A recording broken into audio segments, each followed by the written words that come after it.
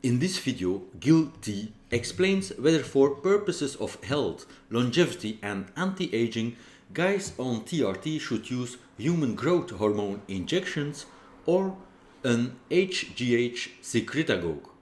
Is HGH worth it? What are the benefits of HGH for men's health? This is the TRT and Hormone Optimization YouTube channel. And if you want to learn all about the science-based information on this topic, consider subscribing, hit that notification bell, and you'll be on your way. So, welcome to the video, everyone. Again with us is Gil T. He's driving for the moment, but he's willing to do a video on human growth hormone, and that especially for health, longevity and anti-aging. So, Gil, is HGH worth it for anti-aging purposes, and what are the benefits if so? Hey, Steve, good to see you again. So human growth hormone, something that is often touted by the masses, and unfortunately, I think most people don't really quite understand what it is, what its mechanisms are, and what it's all about. Everyone tends to think, and again, this is just from my own anecdotal experience, people tend to think that anytime someone is doing steroids, quote unquote, they're using growth hormone, and they think that growth hormone makes you grow and it makes your muscles bigger, and that is essentially like God's gift to physiques, right? So people have no idea about anything anabolic or TRT or anything whatsoever always say, oh yeah, he must be on growth hormone, because that's what they hear about and that's what they read, and then some of the athletes talk about it and they think this is like a miracle drug. First, we have to understand what growth hormone is. It's a naturally occurring hormone in the human body. It is produced by the pituitary gland, and it is stimulated from the hypothalamus by a hormone known as GHRH.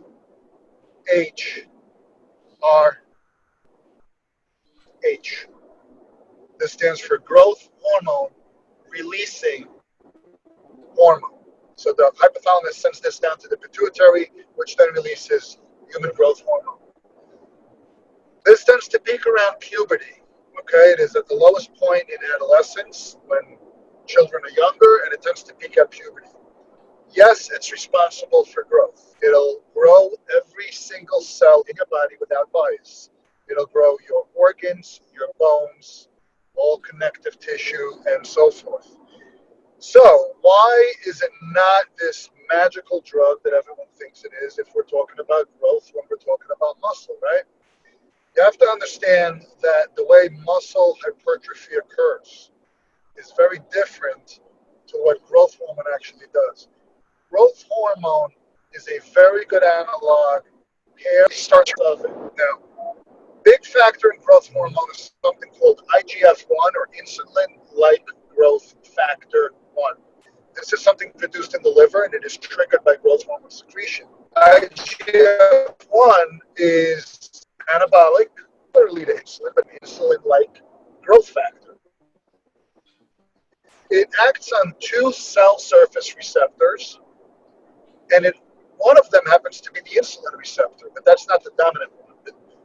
I'll come back to that in a minute, because it's important to understand that it does also bind and act on the insulin receptor, and I'll tell you why in a minute. IGF-1 levels tend to fluctuate often, and they also tend to get deficient.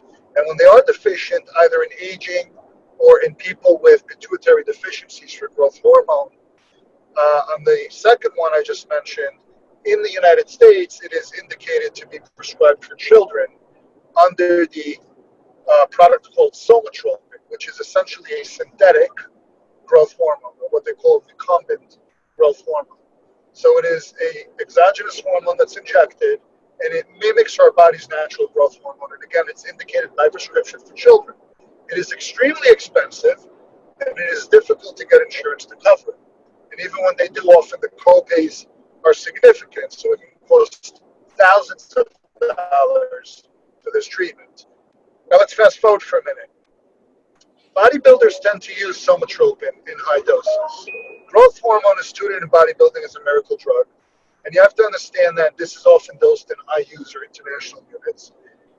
Bodybuilders on the high level scale, I have heard using 18 to 26 IUs per day. To give you an indication of what that is in comparison to what we call the anti-aging dose that guys on TRT may benefit from, that's 2 IUs per day. So again, bodybuilders, 18 to 26 IUs on the pro level, 8, 10, 12 IUs on the smaller amateur level, 2 IUs for a relatively safe, and I'll come back to that again, relatively safe anti-aging dose. Now, there are significant risks with exogenous growth hormone. For starters, much like testosterone, it will suppress endogenous production.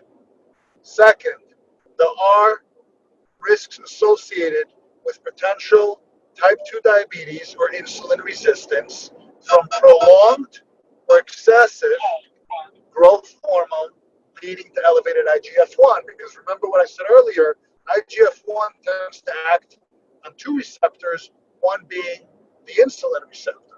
And this binds the insulin receptor and deems the insulin unable to do its job, and therefore blood glucose may elevate. So we often find guys using growth hormones or analogs or secretagogues with elevated blood sugar.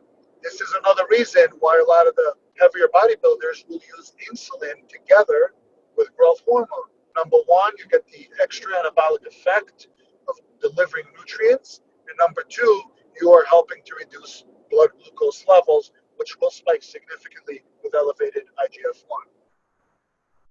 What we prefer to do in the medical field when guys want to get the growth hormone benefits without the potential risks, and I say without potential risks with a little asterisk because there's always potential risks, but they are far easier to mitigate and manage when you use a growth hormone secreting analog such as growth hormone secreting hormones and growth hormone secreting peptides.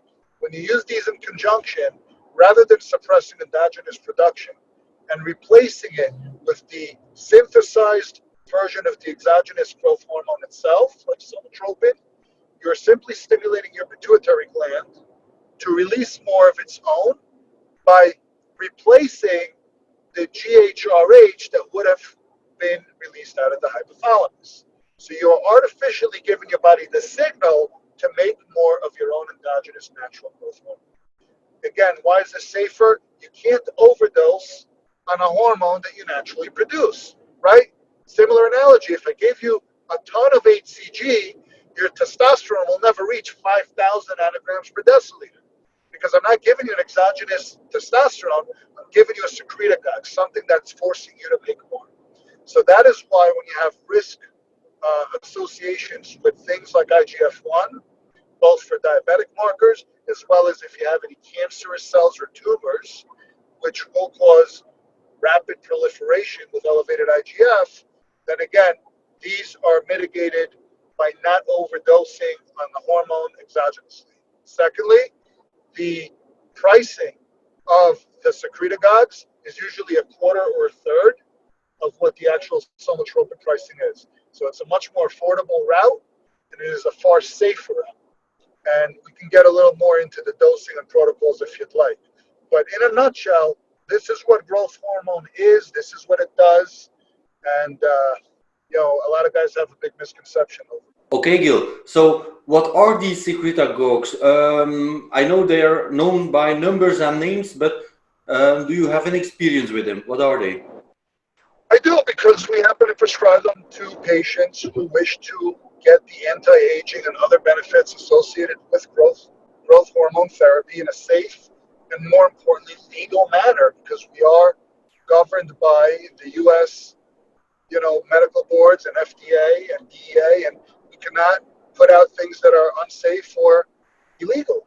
And I know people do go out and get somatropin for adults, but again, like I said before, safety and legality are an issue. Yeah, the secretagogues are significantly safer.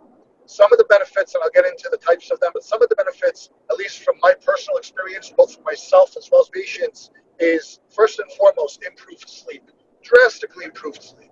When you're using it fasted at night before bed, and I say fasted meaning 2 hours, no insulin spikes, right before bed, subcutaneously, The sleep quality by day 3 or 4, literally after you start, is dramatically improved. You're getting much more REM sleep. You're starting to experience vivid dreams. You're starting to sleep deeper and feel more relaxed when you wake up in the morning. So that is the number one benefit for me, as well as some of the people that I've spoken to who have experienced it. Hair, skin, nails, essentially anything the body requires healing and rejuvenating is going to be enhanced on a greater level. Some of the other benefits associated with growth hormone secretagogues tend to take a little bit longer to kick in. If you're looking for it for the anabolic values, it is really, really good to run it alongside testosterone. It is fairly weak on its own for guys that are not already on TRT. But you're usually going to start to get that in around 3 to 6 months. So it is more of a long-term approach. And the benefit of using secretagogues, again, being as safe as they are, they do not need to be cycled. They can be run long-term as long as it's on relatively low maintenance doses. We like to dose them at 5 days on, 2 days off. I often tell guys, go Monday through Friday, and then take the weekend off. And you can run the doses of anywhere from 100 to 200 micrograms, not milligrams, micrograms per day on these agents.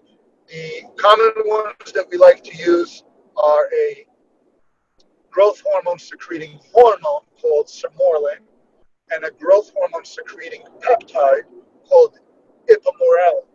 And when you couple those two together, they tend to have a compounding effect on each other and work even more efficiently. Unfortunately, we used to use a compound called CJC1295, also known as modified GRF1-29. And modified GRF simply means modified growth releasing factor. The 1-29 stands for the first 29 aminos in the growth hormone chain. By the way, growth hormone has 191 aminos. So the first 1 through 29 are what is known as sermorelin. And sermorelin was modified for an extended half-life to match that of ipamorelin. And that essentially gave you CJC1295. And that was coupled beautifully with ipamorelin. Recently, some things have changed, and some pharmacies, according to the FDA, are no longer able to compound CJC. So now we're back to coupling sermorelin, which was the first GHRH that was produced with the ipamorelin together. And again, they work really well. I've personally used them together for a number of years. Mm-hmm.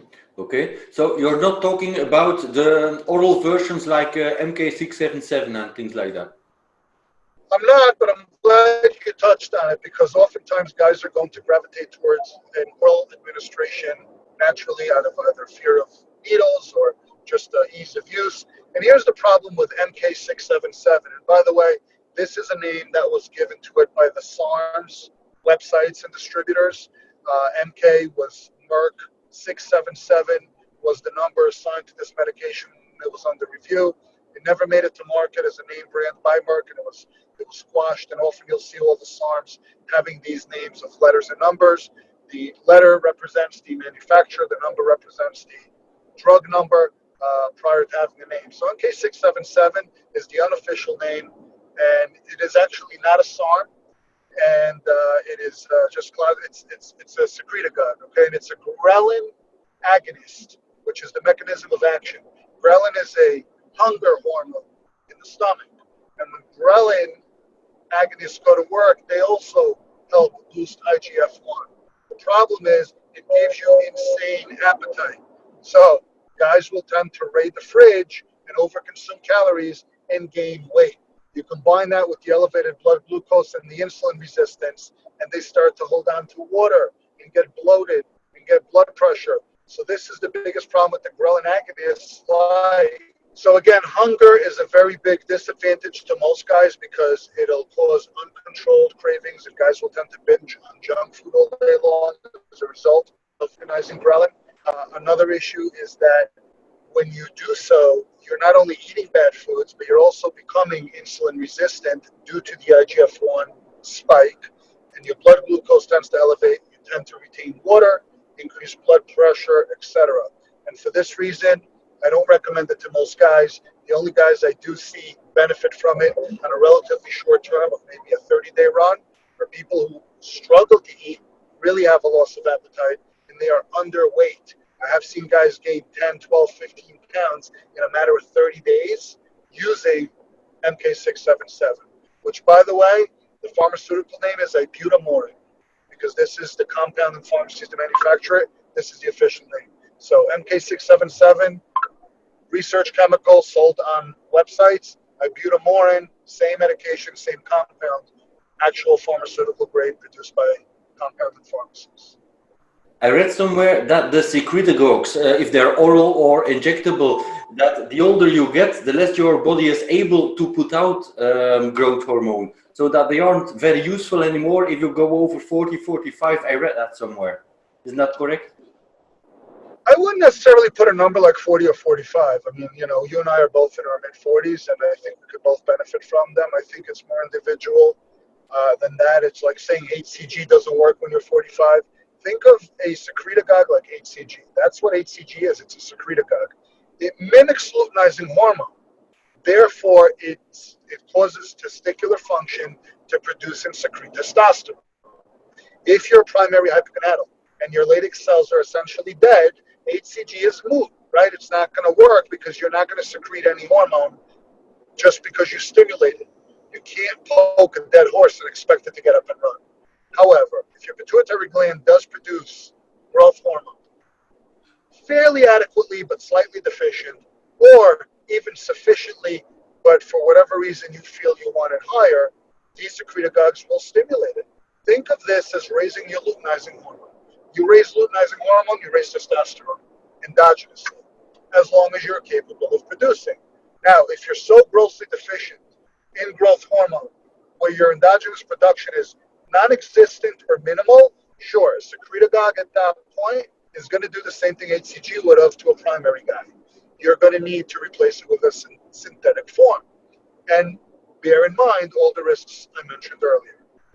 The age specific is not really something I like to focus on, because you got a 45-year-old with great hormone level, and then we got 30-year-olds with atrocious hormone levels. And I mean, like I said earlier, this is indicated for children with deficiencies. So you have adolescents who do not secrete their own growth hormone and need a replacement.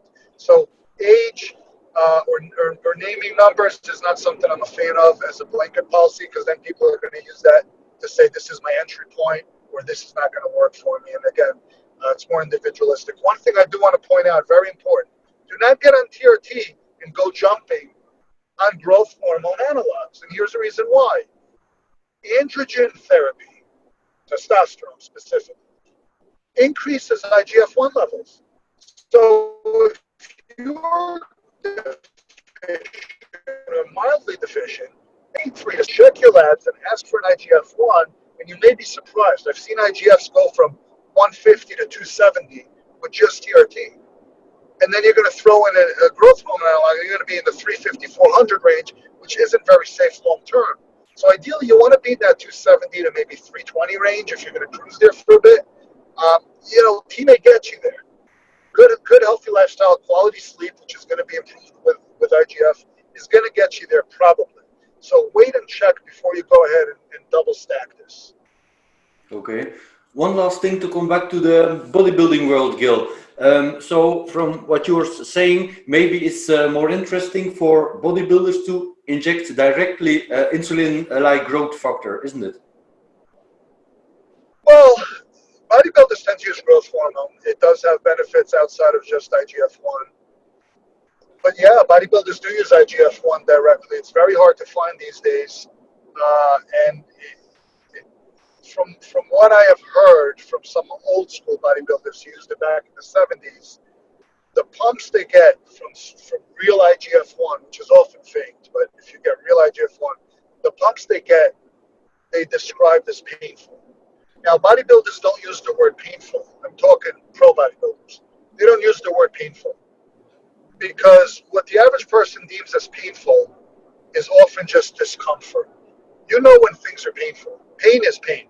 Pain is agonizing. doing a set of squats and thinking like you want to re-rack it and then doing 3 more and you say that was painful, that's just semantics. That's not pain. That's uncomfortable. Breaking your leg is painful, right? I've heard guys telling me IGF-1 pumps were painful.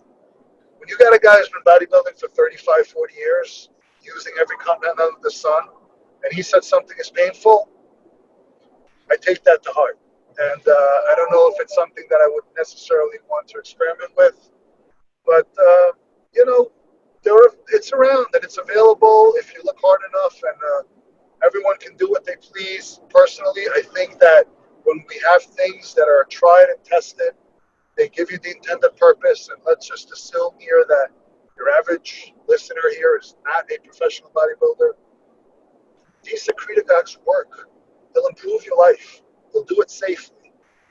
They'll make you happy. They'll make you sleep. You'll feel better. Why do you want to go out and push the extremes? That's my philosophy. But adults can do what they please. Mm-hmm. Okay, Gil, thank you so much for explaining, clarifying all that. Have a safe drive. Appreciate it. Thank you, Steve, as always. Hey, and thank you for watching this video. Now do this next. Click on one of these thumbnails to watch another video and learn a ton more about TRT and hormone optimization.